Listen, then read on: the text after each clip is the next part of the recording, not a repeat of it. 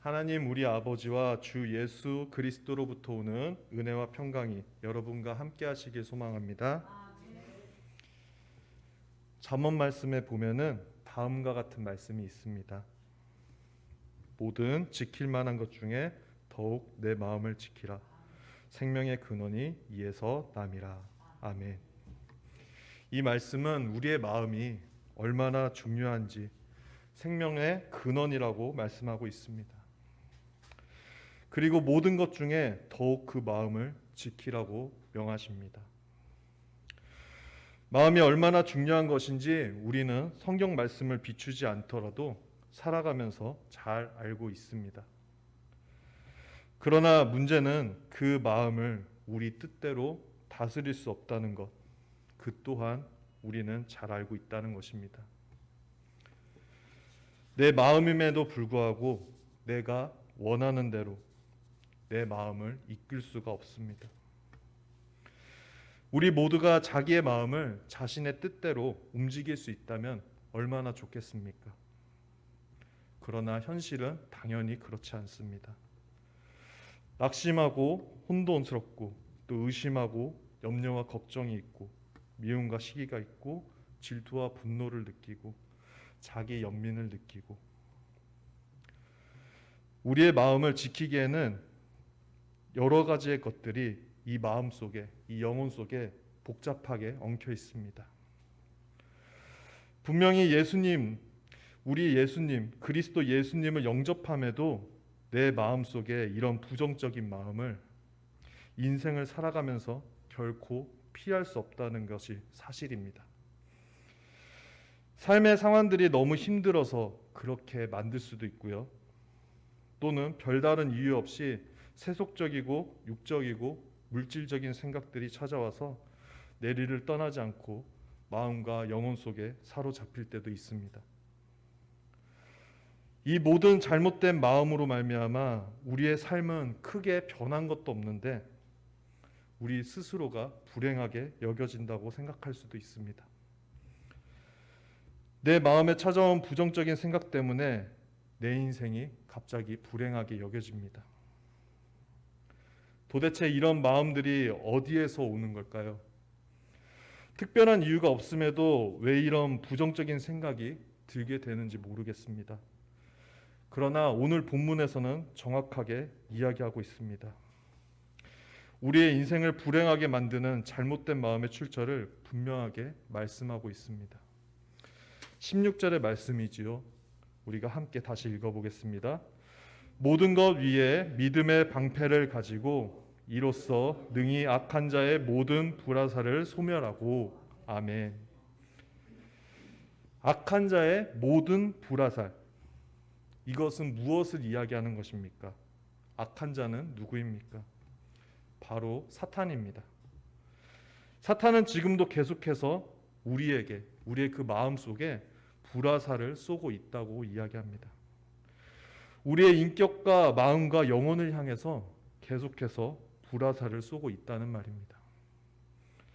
부정적인 생각이 괜히 드는 것이 아닙니다. 힘든 상황이 우리의 마음을 반드시 어렵게 만드는 것도 아닙니다. 우리에게 질병이 있다고 낙심하는 것도 아닙니다.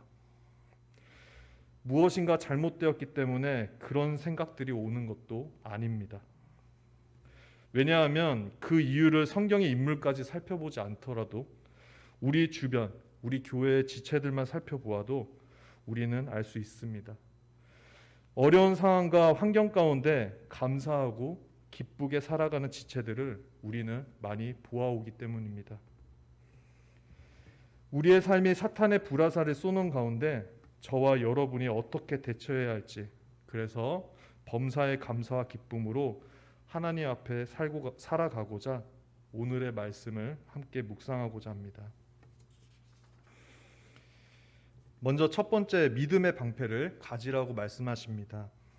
16절의 말씀을 살펴보면 모든 것 위에 믿음의 방패를 가지라 말씀하십니다. 앞서 말씀드렸다시피 어떤 상황이나 환경이 우리를 실제적으로 불행하게 만드는 것이 아닌 것 같이 어떤 상황이나 환경이 우리의 삶을 기쁘고 행복하게 만들지 않습니다. 좋은 것이든 싫은 것이든 그것이 중요치 않게 모든 것 위에 믿음의 방패를 가질 때, 모든 것 위에 믿음의 방패를 가질 때 우리는 참 감사와 참 기쁨을 주님 앞에서 진정으로 누릴 수 있는 것입니다. 이 믿음이라는 단어 너무나 폭이 넓어서 어떤 믿음을 말하는지 이해하기 힘드실 수도 있습니다. 그러나 오늘 본문에서 말하는 믿음은 행하는 믿음, 실천하는 믿음을 말합니다. 한마디로 하나님에 대한 나의 믿음을 내 삶에 적용하는 것, 이것이 오늘 본문에서 말하는 믿음의 방패라는 것입니다. 하나님이 말씀하신 진리, 성경에 나타난 진리, 설교 시간에 함께 깨달은 이 진리를 내 삶에 실천하면서 사는 그 믿음, 그것을 믿음의 방패라고 오늘 말씀하시는 것입니다. 저와 여러분이 잘 아는 믿음의 조상 아브라함이라는 인물도 의심이 많이 찾아왔습니다. 잘 아는 이야기죠. 하나님이 자녀가 없는 아브라함에게 찾아오셔서 이렇게 말씀하셨습니다. 아브라함아, 나는 너의 상급이란다. 아브라함은 하나님, 제게 무슨 상급을 주시겠습니까? 라고 겸손하게 묻습니다. 하지만 그 질문 속에는 한탄과 불만이 함께 섞여 있었습니다. 한마디로 하나님이 나에게 상급을 주시면 뭐 하십니까? 부귀영화를 다 주시면 뭐 하십니까? 내 모든 것은 내 종인 엘리에셀이 받을 것인데요. 이런 아브라함의 속마음을 아시고 하나님은 별 말씀 없이 아브라함을 밖으로 데려나갔습니다. 그 밖에는 밤하늘에는 별들이 아주 무수히 많았습니다. 아브라함아, 너는 저 별을 셀 수 있겠니? 하나님이 아브라함에게 물었습니다. 셀 수 없습니다, 주님. 이렇게 답변한 아브라함에게 하나님은 말씀하셨습니다. 너가 나이가 많고 늙었지만 내 몸에서 날 자가 내 후사가 될 것이고 그 후사를 통해 내 후손이 저 하늘의 별과 같이 될 거란다. 이 말씀을 듣고 아브라함은 그것을 믿었습니다. 창세기 15장 6절에도 나와 있지요. 아브라함이 이를 믿으니 하나님이 이를 저의 의로 믿으신지라. 아멘. 아브라함은 하나님이 말씀하셨기 때문에 모든 의심을 물리치고 믿기로 그 자리에서 결심한 것입니다. 그러나 그날 이후 아브라함의 마음속에 의심이 찾아오지 않았겠습니까? 사탄의 불화살이 멈췄겠습니까? 수많은 의심이 찾아왔을 것이라 생각됩니다. 그러나 아브라함은 믿음의 방패를 가지고 그 마음을 물리쳤습니다. 사탄이 낙심하고 죄책감을 갖게 만들더라도 저와 여러분은 하나님이 우리를 의롭게 하셨고 하나님의 우리의 죄를 용서하셨음을 기억하며 이 믿음을 행하며 물러서지 않는 것입니다. 우리의 마음에 어두움이 찾아오고 있습니까? 그 마음, 그 불화살에 대해서 우리는 대항해야 합니다. 그런즉 너희는 하나님께 복종할지어다. 마귀를 대적하라. 그리하면 너희를 피하리라. 저와 여러분의 마음에 어둠의 세력을 믿음의 방패로 대항하기 시작한다면 어느 순간 사탄이 주는 악한 생각들이 하나님의 사랑과 하나님의 이해와 하나님의 용납과 하나님의 감사와 하나님의 기쁨으로 바뀌게 될 것입니다. 그리하여 사탄이 쏘는 불화살을 소멸하기를 그리스도 예수님의 이름으로 기도드립니다. 아멘.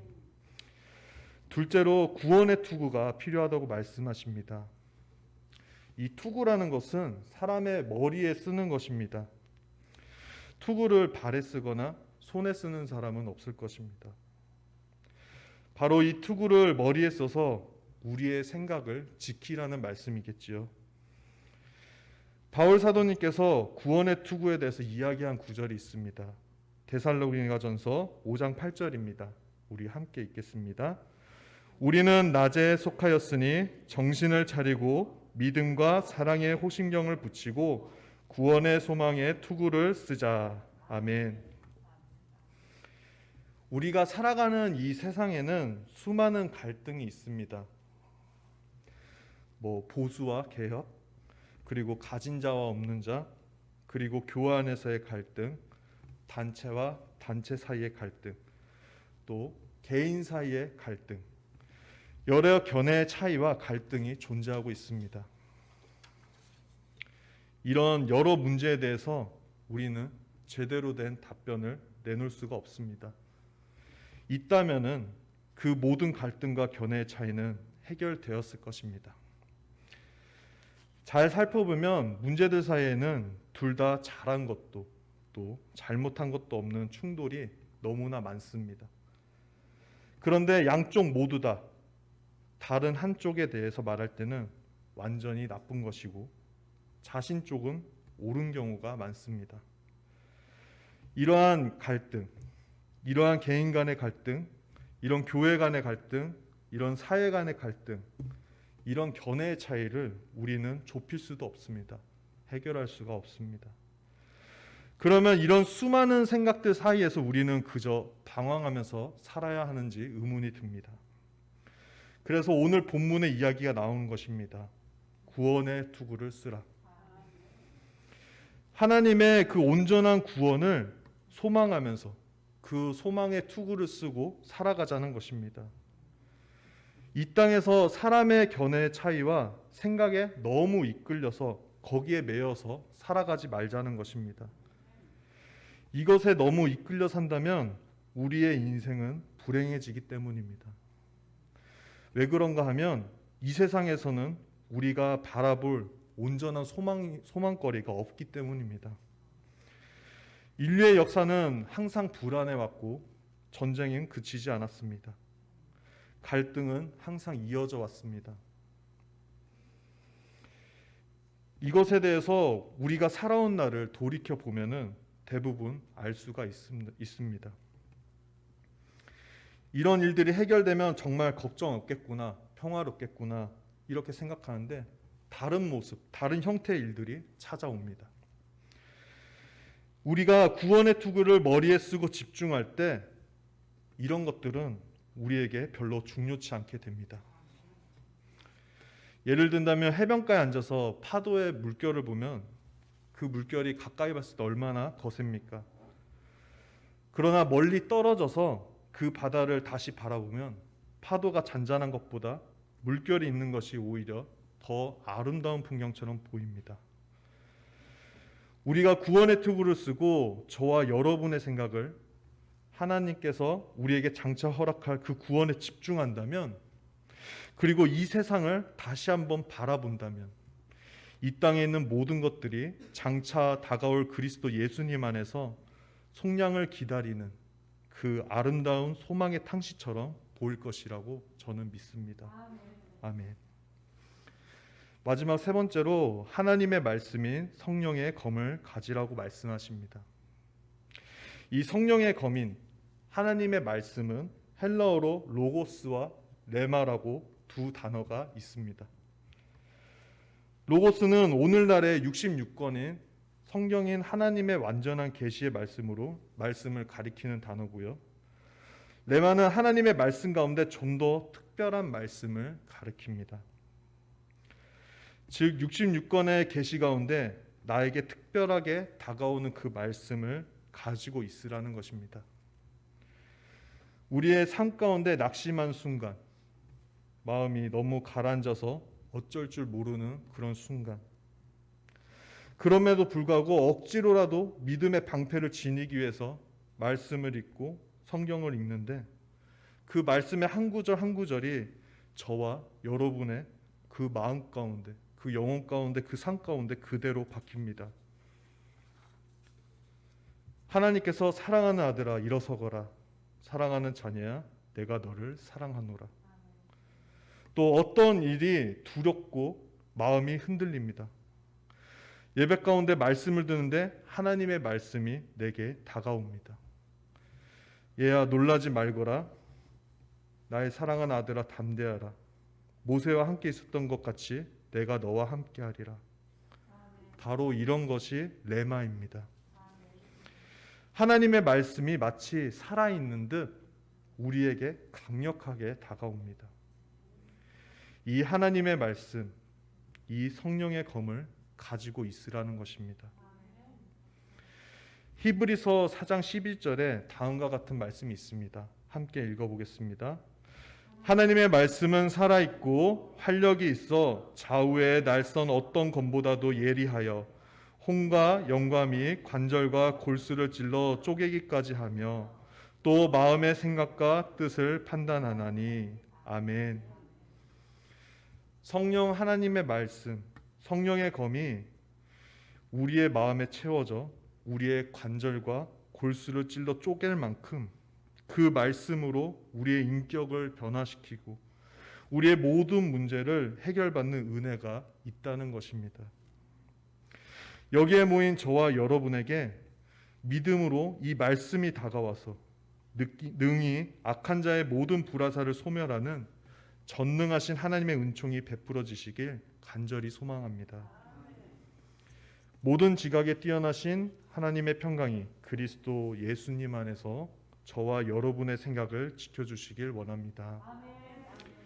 기도드리겠습니다. 아버지, 우리에게 거룩하신 하나님의 이름으로 세워진 이 열린문교회를 허락해 주시고 함께 말씀 가운데 은혜를 베풀어 주셔서 감사드립니다. 사탄 마귀가 우리의 삶 가운데 우리의 생각과 마음과 영혼을 흔들어 댑니다. 우리는 이것을 막아낼 도리가 없었습니다.